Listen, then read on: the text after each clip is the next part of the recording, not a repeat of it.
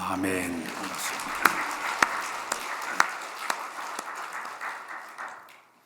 할렐루야. 할렐루야. 우리 하나님께서 우리 성도들에게 주신 여러 가지 선물들이 상당히 많이 있지만은 그 가운데 하나님 주신 선물이 하나가 있다면 모든 환경을 초월한 능력을 우리에게 선물로 줬습니다. 다시 할까요? 모든 환경을 초월하는 능력, 이것을 우리에게 선물로 주었어요. 여러 가지 위급한 상황이 일어날 때, 절망적인 상황이 우리 앞에 터졌을 때에, 때론 두려움과 공포가 우리에게 밀려올 때에, 그럼에도 불구하고 그 모든 상황을 잘 극복을 하고 견뎌내고 고난 중에도 낙심하지 아니하고 넉넉히 이기는 삶을 살아가도록 우리 하나님께서 우리의 삶을 원하고 있습니다. 폭풍우가 밀려오게 되면 이 닭과 독수리가 서로 다른 반응이 일어난다고 얘기합니다. 닭은 폭풍우가 몰려오게 되면 날개를 갖다가 날개 속에다가 머리를 품은 채로 숲속에 가서 푹 이제 숙여서 그 모든 것을 이제 견뎌나가려고 애를 쓰는 것이 닭의 모습이라고 얘기합니다. 그러나 반대로 독수리는 달라고 합니다. 독수리는 거대한 그런 그 폭풍이 밀려오게 되면 오히려 날개를 활짝 펴서 그 폭풍우 바람을 이용해 가지고 더 멀리 안전한 지역으로 날아가게 된다고 얘기합니다. 사람들의 모습이 어떤 사람, 닭형의 사람들은 어떤 상황이 터지게 되면 일단 피해보자시고 머리를 품고 부들부들 떨면서 괴로운 사람이 있는 반면에 어떤 사람은 오히려 담대하게 폭풍을 이용을 해서 더 멀리 날아가는 그런 모습을 갖는 것이 사람들의 형태 속에 나타나는 모습이라고 볼 수가 있습니다. 우리 그리스도인의 삶의 모습은 독수리형의 사람이 되어야 될 줄로 믿습니다. 제가 시냇물을 가서 고기를 잡은 적이 있어요. 낚시를 이렇게 하게 되면 민물 피레미가 오다가 탁 물에 툭 흔들어가지고 잡고 그랬어요. 근데 고기의 모습을 보게 되면 죽은 피라미는 둥둥둥 떠내려갑니다. 그러나 반대로 이 살아있는 이 피라미는 물결이 아무리 거세도 계속 튀어오르면서 앞으로 올라오는 것이 피라미들의 살아있는 모습들입니다. 산믿음을 소유한 사람들은 삶 속에 닥쳐온 어떤 시련도, 역경도, 고난도, 실패도, 아픔도, 슬픔이 닥쳐와도 전혀 굴하지 아니하고 당당히 맞서 싸우는 그 모습이 우리의 신앙의 모습이 되어야 될 줄로 믿습니다. 토마스 카알랄이 그런 얘기를 했습니다. 고난과 실패가 믿음이 약한 사람들에게는 장애물이 되지만은 그러나 반대로 믿음이 강한 사람들에게는 디딤돌이 되게 된다 이야기를 했습니다. 강원도를 가게 되면 동강이 있습니다. 그 동강 지역에는 사람들이 이래 즐겨요. 큰 고무보트에 여러 사람이 타가지고 노를 가지고 그 계곡 사이를 쫙 물을 헤치면서 그 사람들이 헤쳐나갑니다. 그 래프팅을 하다 보면은 때로 희용들 물살이 휙 도는데도 건너기도 하고 바위와 바위 틈새를 툭툭 부딪히면서 건너기도 하고 센 물결에 그냥 이 보트가 넘어지기도 하고 그 모든 상황을 그 사람들이 즐기면서 그 파도를 이제 그 물살을 가르면서 그들이 보트를 즐겨요. 무서워서 한 번도 못한 사람도 있을 거예요. 그러나 반면에 어떤 사람들은 그것을 무사히 통과한 다음에 오는 그 짜릿함, 스트레스 확 풀린다고 얘기하니까 즐겁게 젊은 사람들은 그 래프팅을 하고 있지 않습니까? 이렇게 우리의 삶 속에 여러 거센 물결이 있고 바위가 있고 좁은 길이 있고 험한 길이 있다 함에도 불구하고 내가 그걸 잘 헤쳐나가는 이 모습이 우리의 모습이 되어야 될 줄로 믿습니다. 성경을 보게 되면 하나님 쓰신 사람들의 생애의 모습들을 다 보게 되면 평탄하고 형통한 사람들보다도 오히려 하나님께서는 그 모든 삶을 쓰실 때마다 역경과 고난과 시련과 고통의 과정을 겪게 만든 다음에 그들의 믿음이 견고해졌을 때 그때 하나님께 쓰신 것이 바로 하나님의 방법이에요. 지금 여러분들 우리가 사순절을 현재 보내고 있습니다. 사순절이 이제 40일, 10일이 일순, 그래서 사순 40일 동안을 우리가 사순절을 보내게 되는데 성경을 보게 되면 이 40이라는 숫자가 한 22번 전체 친구에 합치게 되면 45, 40까지 합치게 되면 총 44번 정도 나오고 있습니다. 근데 이 40이라는 숫자는 굉장히 의미를 주고 있습니다. 어떤 의미가 훈련이라는 의미도 있고요, 연단이라는 의미도 그 속에 좀 들어가 있고요, 준비라는 의미가 그 40년 숫자 속에 들어가 있습니다. 모세의 생애를 보게 되면 그는 120살 동안 사는 동안에 40년 세 단계의 삶을 그가 살았습니다. 40년 동안 애굽의 왕궁에 들어가서 애굽의 무술과 학술을 배우면서 40년을 살았습니다. 그 다음에 저 미디안 광야에 쫓겨나서 40년 동안 망명생활하면서 40년의 세월을 보냈습니다.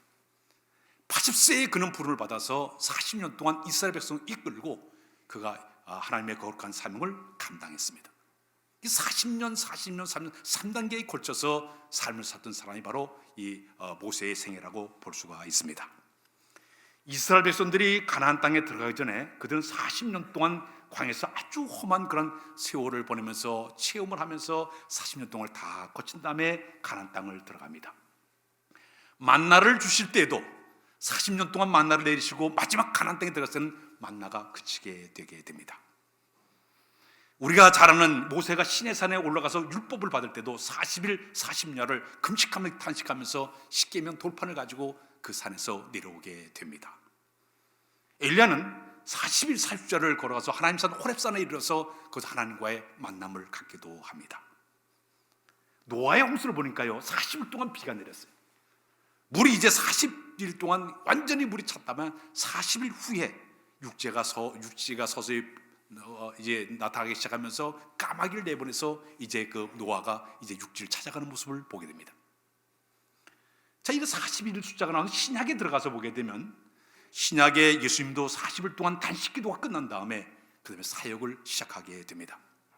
십자가 돌아가신 후 이제 다시 부활하신 후 40일 동안 이 세상에 계시다가 마침내 하늘로 승천하게 됩니다. 이 40일 숫자가 성경에서 굉장히 의미를 우리에게 주고 있는데, 그 모든 의미가 바로 뭐냐면 우리 갖다 훈련과 연단과 준비를 시킨 다음에 쓰신 것이 바로 하나님의 방법이라는 것을 성경이 우리에게 의미를 이야기해 주고 있습니다. 다윗이 왕으로 올라가기 전에 그는 15년 세월 동안 숱한 그 역경과 환난의 과정을 걸치게 되죠. 그 모든 것 다 끝났을 때 마침내 그를 이스라엘 나라의 왕으로 그를 올리시게 됩니다. 요셉도 13년의 세월 동안 순한 고난과 역경의 과정을 거친 다음에 때가 되니까 하나님께서 그를 애굽 나라의 총리로 올리시게 됩니다. 자, 이렇게 하나님께서 성경의 모든 배경을 보게 되면 하나님이 쓰시기 전에 그에게 연단과 훈련의 과정을 다 거친 다음에 때가 되자 쓰신 것이 바로 하나님의 방법이에요. 이런 말 여러분들 모르신 기억이 있을 겁니다. 온실 속에 자라는 화초보다는 오히려 휘몰아치는 비바람과 찬이슬을 맞으면서 자란 야생화가 더욱더 진한 향기를 바란다, 그런 말이 있습니다. 괴테란 철학자가 눈물 젖은 빵을 먹어보지 않고서는 인생을 논하지 말라고 얘기했습니다. 이렇게 우리 신앙의 삶 가운데 여러 가지 고난과 역경을 우리가 어떤 시각을 가지고 바라보느냐가 대단히 중요합니다. 그러면 우리 그리스도인들에게 이런 고난의 과정들이 우리에게 있을까요? 특히 성경을 보게 되면요, 성경은 이렇게 표현을 하고 있습니다. 우리 예수 믿게 되면 모든 것이 잘 돼서 건강도 하고 사업도 잘 되고 자녀도 잘 되고 승진도 잘 되고 결혼도 잘 되고 취직도 잘 되고 가정이 그냥 화목되기를 만사형통하기를 바라고 있어요. 그런데 이상하게 성경을 보게 되면 그런 삶이 아니라 오히려 환난과 고난과 역경이 다가온다고 성경은 경고하고 있습니다. 성경을 한번 보고 넘어갑니다. 요한복음 16장 33절을 다시 한번 읽고 넘어가겠습니다. 시작. 세상에서는 너희가 환난을 당하나 담대하라, 내가 세상을 이기었노라.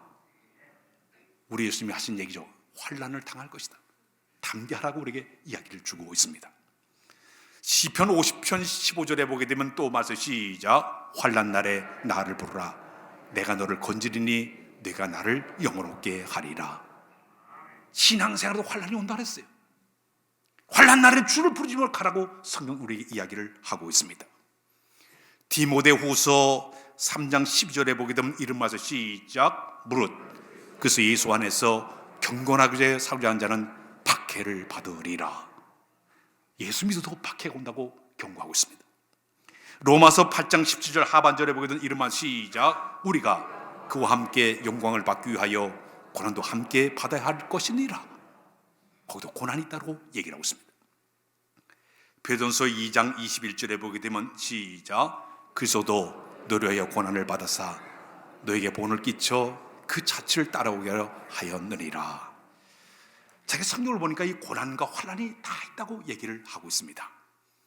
특히 여러분, 이 베드로 전서와 베드로 후서는 이 당시에 초대교회 교인들이 신앙 박해를 받으면서 피해 다니면서 신앙을 지킨 사람들이 굉장히 많이 있었습니다. 성도들이 만일에 신앙생활 잡히기만 끌려가서 고문을 당하고 짐승의 밥이 되어지고 창에 찔리고 김감에 떠져지기도 하고 그 다음에 십자가 형태로 죽기도 하고 엄청 이렇게 많은 기원들이 핍박과 환난을 당하게 되었습니다. 그래서 이 베드로 사도는 그 흩어진 모든 그 흩어져 박해를 받는 성도들을 위해서 그들을 위로하고자 그들의 신앙을 지켜가기 위해서 그들에게 편지의 글을 써가지고 내는 것이 바로 베드로전서와 베드로후서입니다. 근데 그 내용을 보게 되면 심한 박해와 고난 가운데 빠진 성도를 격려하게 쓴 마음 가운데 오늘 본문을 보게 되면 네 가지를 소개를 하고 있습니다. 첫 번째는 뭐냐면 너희가 당하는 불시험을 이상하게 여기지 말아라 그랬습니다. 당연하다는 얘기. 두 번째는 고난에 참여한 것으로는 즐거움을 가지라고 얘기를 하고 있습니다. 오히려 고난받는 이 자체를 넌 즐거움을 가지라고 이야기하고 있습니다. 세 번째는 예수 이름으로 치욕받는 그 자체가 복 있는 삶이기 때문에 예수 때 내가 핍박을 당하고 환난당하는 자체를 내가 축복으로 생각하라고 얘기하고 있습니다. 마지막에는 고난을 부끄럽게 생각하지 말고 오히려 그걸 하나님께 영광을 돌리는 삶을 살아라고 이야기를 해주고 있습니다.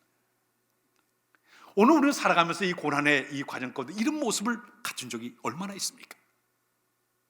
근데 오늘 아침에 우리에게 주신 이야기 가운데 내가 신앙생활 하면서도 나의 삶 가운데 나타나는 모든 이 고난과 아픔과 시련의 이 모든 상황, 왜 하나님이 이런 고난과 역경과 시련을 나에게 주었을까?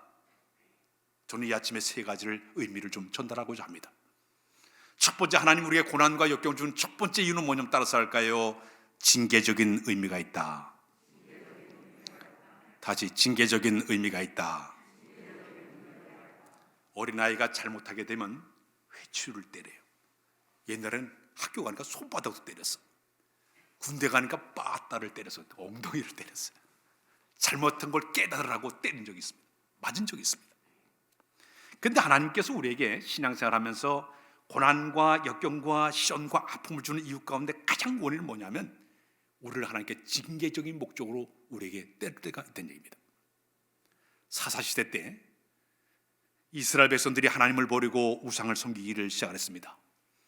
그때마다 하나님께서 이스라엘 백성을 깨닫게 만들기 위해서 블레셋 나라가 쳐들어오게 만들고 암몬 족속이 쳐들어오게 만들고 미디안 군사가 쳐들어오게 만들고 아말렉 군사가 쳐들어오게 만들어서 그들을 정치적으로 억압을 하고 경제적으로 고통을 받게 만들고 종교의 탄압을 통해서 그들이 굉장한 고통을 받게 만들었어요. 그 백성이 너무너무 힘들어하니까 하나님 앞에 우리가 잘못했습니다. 우리 죄를 용서해달라고 열심히 기도하기 시작해요. 그러면 하나님은 긍휼이 많으신 분이기 때문에 그들의 기도를 들으시고 그때마다 사사를 한 명씩 세워가지고 나라를 구원해줘요. 온니엘을 통해서 나라를 구원하고 삼손을 세워서 나라를 구원하고 기드온을 세워서 나라를 구원하고 입다를 세워서 나라를 구원하고 여자 드보라를 통해서 탁 세워가지고 나라를 구원해요. 근데 이상한 일은 조금 나라 구원받아 조금 평안해지면 또다시 똑같은 죄를 반복적으로 개가 토한 걸 다시 먹는 것처럼 또 죄를 짓고 또 죄는 것이 바로 이 사사기 전체 하나의 모습이라고 볼 수가 있습니다. 그런데 하나님께서 이 백성을 깨닫게 하기 위해서 한 일이 뭐냐? 그들에게 백성들에게 이 여러 가지 압박을 통해서 이 전쟁을 통해서 깨닫게 하는 것이 바로 하나님의 방법이었습니다. 징계적인 목적이었어. 아하방 때는요 하나님께서 3년 6개월 비를 한 방울도 내리지 않아가지고 온 나라가 기계를 떨면서 고통받게끔 그렇게 만들지 않았습니까? 하나님 징계예요. 한우문을 닫으신 거예요. 요나가 우리 하나님께 너는 니느웨 성에 가지고 하나님 말씀을 전파하라고 그에게 명령을 내렸습니다. 근데 요나는 이 니느웨 가서 말씀을 전하는 것을 그는 피해서 저 반대 방향 다스를 향해서 그가 도망을 가게 됩니다. 다스를 가는 배를 타서 배 밑창에 들어가지고 쿨쿨 잠을 자게 됩니다. 배가 얼마쯤 가게 되었습니다. 근데 마침내 그 바다에 풍랑이 나기 시작했습니다. 배가 파산 직전까지는 고통을 받게 됩니다. 선장이 지금까지 배를 이렇게 많이 운항해 봤지만 이게 심한 폭풍을 처음 당하다 보니까 혹시 이 배 안에 누가 죄를 범해가지고 이런 일을 당했는가 보다 그가 생각을 하게 되죠. 사람들을 모아놓고 죄를 뽑게 됩니다. 저 뱀이창에 잠자는 요나를 깨워가지고 너도 와서 제비를 뽑으라. 뽑았습니다. 덜컥 요나가 뽑히게 됩니다. 그 순간 요나가 뭐 얘기했습니까? 내가 여호와의 얼굴을 피해서 나를 이 바다에 던지라. 그러면 이 큰 폭풍과 만난 것이 나 때문에 이런 폭풍을 만났습니다. 나를 바다에 던지라고 얘기하게 됩니다. 이 풍랑이 일어난 모든 원인이 나 때문에 풍랑이 일어났습니다. 나를 바다에 던지라고 이야기하게 됩니다. 사람들이 요나를 갖다가 바다에다 던졌습니다. 풍랑이 잠잠해지는 거예요. 그때 하나님께서 큰 고기를 예비하사 요나를 꿀떡 삼키게 만들어요. 요나는 물속에 뱃속에 들어가 3일 동안 열심히 회개하게 되죠. 죄를 뉘우치게 되죠. 그때 하나님께서는 그를 갖다 3일 후에 니느웨가 토하게 만들어서 사명을 감당케 하셨던 그 하나님. 풍랑이라는 연구는 뭐냐? 그를 깨닫게 하기 위해서, 그를 돌아서게 하기 위해서, 다시 한번 제 사명을 감당케 만들기 위해서 그의 그런 진결한 방법을 쓰고 있습니다. 성경 말씀에 보게 되면 그런 말씀이 있습니다. 시편 119편의 67절에 보게 되면 시작. 고난당하기 전에는 내가 그릇 행하였더니 이제는 주의 말씀을 지키나이다. 71절에 보게 되면 또 있습니다. 시작. 고난당하는 것이 내게 유익이라. 이로 말미암아 내가 주의 일을 배우게 되었나이다. 루이스라는 신학자가 있습니다. 그는 고통이라는 문제는 책에서 이런 얘기를 하고 있습니다. 사람에 따라서 무서운 일이 일어나기 전에는 하나님께 귀를 기울이지 않는 습성을 가지고 있다. 그러므로 이 고통이라는 것은 귀머거리가 알아들을 수 있도록 하는 하나님의 확성기이다. 너 깨달아라. 하나님 음성 들으라. 확성기로 들려오는 고통이 바로 그런 역할을 하고 있다고 그분이 이야기를 했습니다. 베드로 사도가 처음에 제자로 나섰을 때, 그 예수님을 처음 만났을 때 어떤 일이 있었습니까? 그가 밤새워 고기를 잡았지만 한 마리의 고기를 잡지를 못했어요. 그때 우리 예수님이 그 바닷가를 찾아오셔가지고 베드로에게 너 깊은 데 가서 그물을 던져라. 그물을 던졌습니다. 그물이 찢을 정도로 엄청난 고기를 잡았어요. 그때 베드로가 무릎을 딱 꿇고 나를 떠나달라고 요구하게 되죠. 너 나를 따르라. 내가 너를 사랑하는 어부가 되게 만들어주겠다. 주님의 제자로 그 부름을 받게 됩니다. 그는 3년 동안 예수님을 따라다니며 많은 훈련을 받았습니다. 수제자로서 역할을 잘 감당했습니다. 그러나 우리 예수님께서 마지막 십자가를 앞에 두시고 갈바뜰에 가서 침문을 당할 때 우리 예수님께서 그런 얘기했죠. 미리 얘기했죠. 내가 오늘 밤 닭이 2번 울기 전에 내가 나를 3번 부인해라 얘기했습니다. 어린 기중 앞에서 이 베드로는 3번씩이나 주님을 모른다고 부인했습니다. 이 사건 때문에 이 베드로의 마음에 심한 눈물을 흘려 통곡하면서 자책감을 받게 됩니다. 3일 만에 예수님이 부활했어요. 자, 예수님 만날 만한 면목이 없습니다. 너무너무 자기 자신이 부끄러웠습니다. 부활의 주님이 부활했는데 불구하고 주님 만날 용기가 나지 않았습니다. 오늘날 이 베드로는 예수님 12제자 가운데 7명의 제자들이 어부 출신들이 그들과 함께 다시 옛날 삶으로 돌아가서 고기를 잡으러 그가 떠나게 됩니다. 열심히 고기를 잡아요. 근데 그날도 이상하게 고기가 안 잡혀요. 한 마리도 고기를 잡지를 못해요. 다음날 아침에 그가 그물을 정리하는 그 자리에 부활의 주님이 찾아오시게 됩니다. 얘들아, 고기가 있느냐? 없나이다. 배 오른편에 그물을 던져라. 그물을 던졌습니다. 엄청난 고기 153마리가 잡히게 됩니다. 그때 우리 예수님께서는 베드로 사도에게 이런 얘기를 하고 있습니다. 내가 나를 정말 사랑하느냐? 내 양을 먹여라. 내 양을 쳐라. 3번이나 말씀을 들려줘요.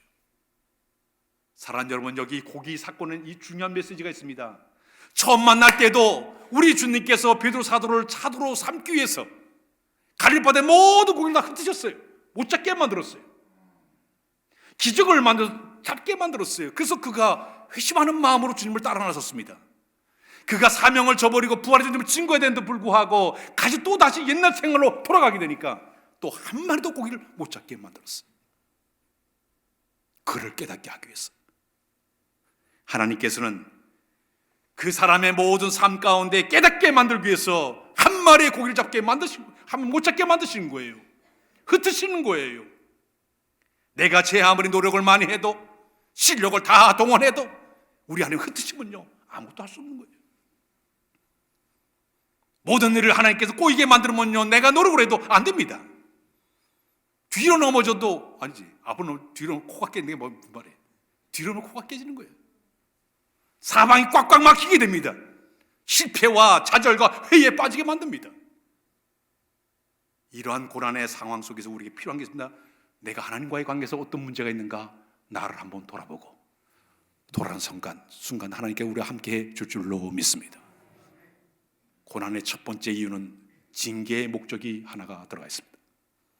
두 번째는 따질까요? 연단을 위한 하나님의 계획이 있다. 우리가 환난과 고난과 역경을 당하는 모든 이유 가운데 가만히 들으면 하나님의 연단의 계획이 속에 들어가 있어요. 로마서의 5장 3절과 4절을 보게 되면 이런 말씀이 있어요. 시작. 다만 이뿐 아니라 우리가 환난 중에도 즐거워하나니 이는 환난은 인내를, 인내는 연단을, 연단은 소망을 인 줄 아미로다. 우리 하나님은 우리가 좀 더 강한 그리스도인이 되기를 원하고 있습니다. 좀 더 강한 그리스도인이 되기를 원하고 있어요. 그 때로는 시련과 고통과 아픔과 괴로움과 역경과 고난의 과정을 통과시키면서 연단을 받게 하시고 좀 더 강한 그리스도인이 되게끔 만드는 것이 바로 하나님의 방법이에요. 군대를 가게 되면 군에 다 군대를 가면 1년에 한 번씩 유격 훈련을 받게 됩니다. 일주일 동안 훈련 받게 되면 눈빛이 달라져요. 행동이 달라져요. 그 힘든 과정을 훈련을 받고 나면 사람이 달라지게 되는 거예요. 공수 낙하 훈련하게 되면요, 저 공수부대 사람들이 헬리콥터 타고 가다 툭 떨어지면서 낙하 훈련을 하지 않습니까? 자, 그런데 낙하 훈련하기 전에 제일 먼저 그들이 뭐부터 시킨가 하면 11m 높이에서 떨어지는 훈련을 먼저 시킵니다. 사람들이 11m쯤 올라가면 제일 공포를 제일 많이 느낀다고 그래요. 우리가 신앙생활 제일 힘든 게 뭐예요? 공포 느낀 게 11조가 제일 힘들잖아요. 거기만 가면 부들부들 떨려가지고 못하는 거예요.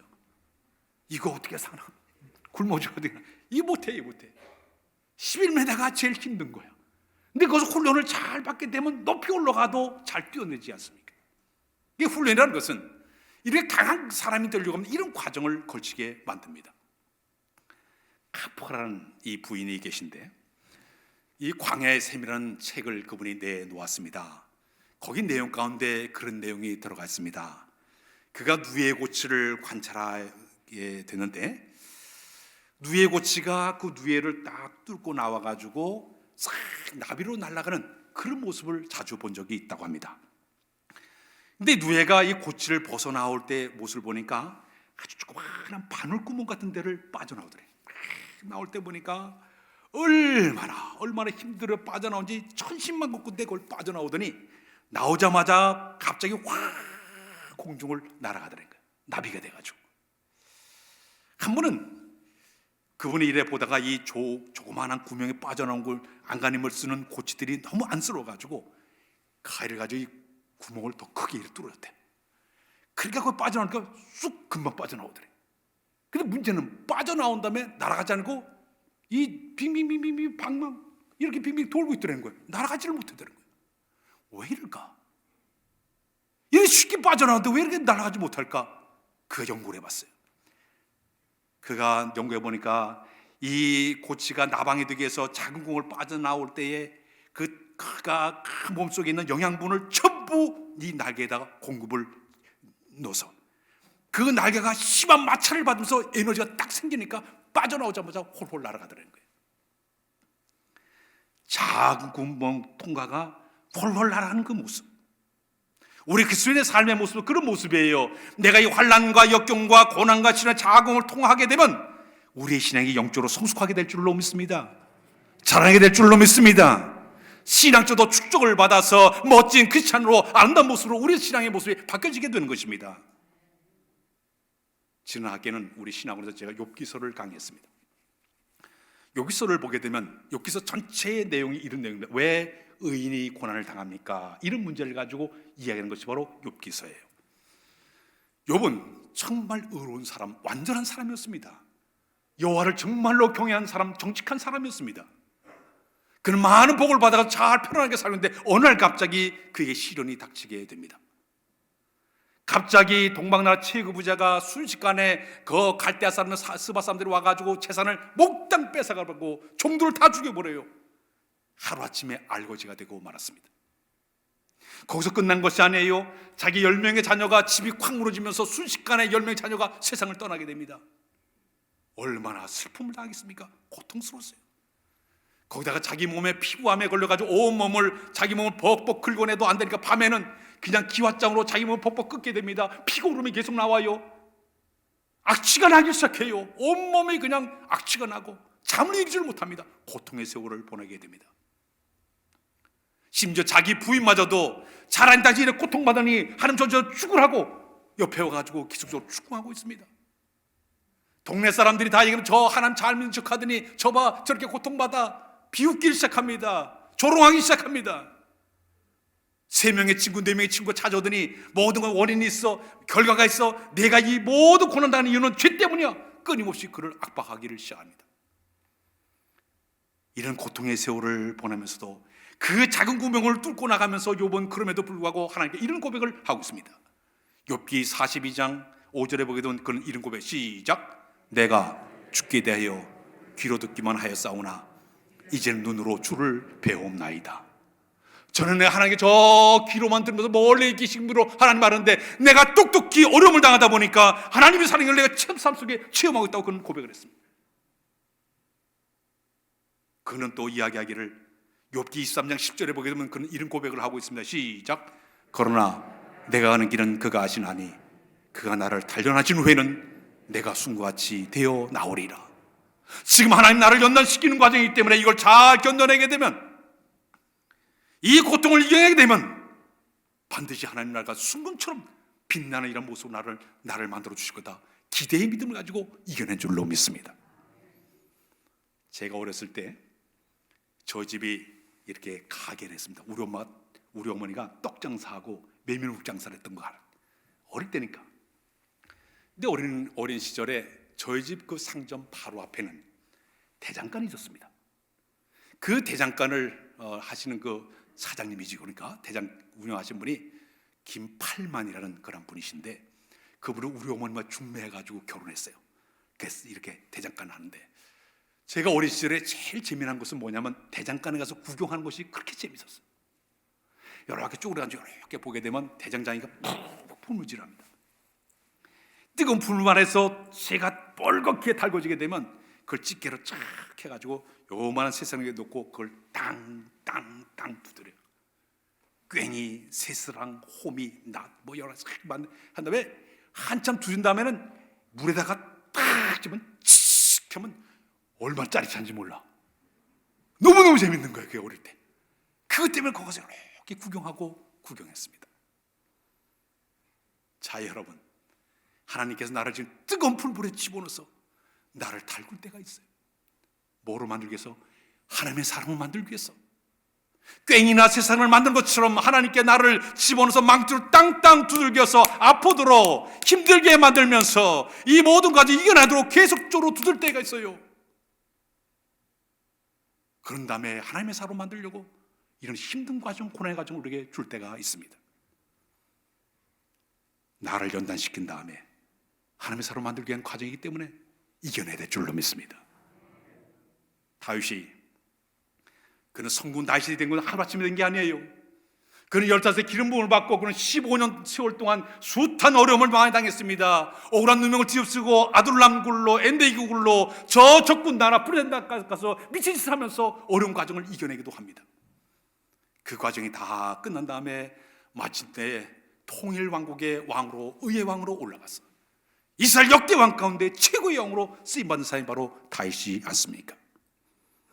사랑하는 여러분, 우리에게 고난과 역경과 시련은 작은 구멍을 통과하는 과정이에요. 우리가 잘 견뎌놓은 멋진 성도의 모습이 될 줄로 믿습니다.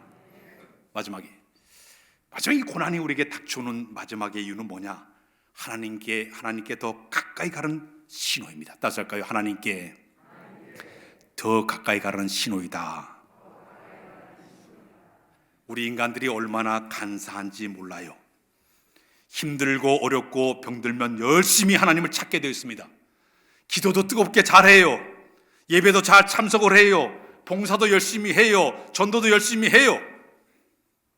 그러나 좀 편해지게 되면요, 잘 되게 되면, 좀 건강이 회복되게 되면, 환경이 좋아지게 되면 신앙이 병이 들어버려요. 점점 하나님과 멀어지기 시작합니다. 예배도 게을러지게 되고 주님과 점점 관계가 멀어지게 됩니다. 마치 난로에서 몸이 떨어지면 몸이 식어진 것처럼 신앙이 다 식어져 버리게 됩니다. 심지어는요, 내가 힘들고 어려운 고난이 있을 때는요, 예배당에서 예배 드릴 때에 설교 내용 자체가 귀가 쏙쏙 들어올 정도로 은혜 받고 감격스러워합니다. 그러나 좀 편해지고 배가 부르게 되면, 모든 것이 잘 되게 되면 설교를 배불렀던 것 틱틱 맛이 없다, 맛이 있다, 맛이 없다 판단하게 됩니다. 주님과 전혀 관계없는 모습으로 우리의 신앙이 바뀌어지게 됩니다. 신앙의 순수성이 떨어지게 됩니다. 사랑하는 여러분, 내가 지금 신앙 열정이 식어지고 있습니까? 그저 의무방어적으로 형식적으로 하나님의 신앙을 지켜나가고 있습니까? 그러나 하나님이 사랑하는 자들은 그렇게 버려두지 않죠. 그의 신앙을 다 회복시키기 위해서 고난과 역경과 신의 아픔을 줘서 좀 더 하나님께 가까이 가라고 그에게 사인을 준 줄로 믿습니다. 좀 더 하나님께 가까이 와, 나와 손을 잡아. 이게 하나님의 신호예요. 네 고집대로 네 마음대로 살지 마라. 넌 하나님 법대로 살아야 돼. 이것이 바로 하나님의 방법입니다. 요나가 풍랑을 만났을 때 그는 이런 고백을 했습니다. 요나서 2장 4절에 보게 되면 이런 고백, 시작. 내가 말하기를 내가 주의 목전에서 쫓겨났을지라도 다시 주의 성전을 바라보게 하였나이다.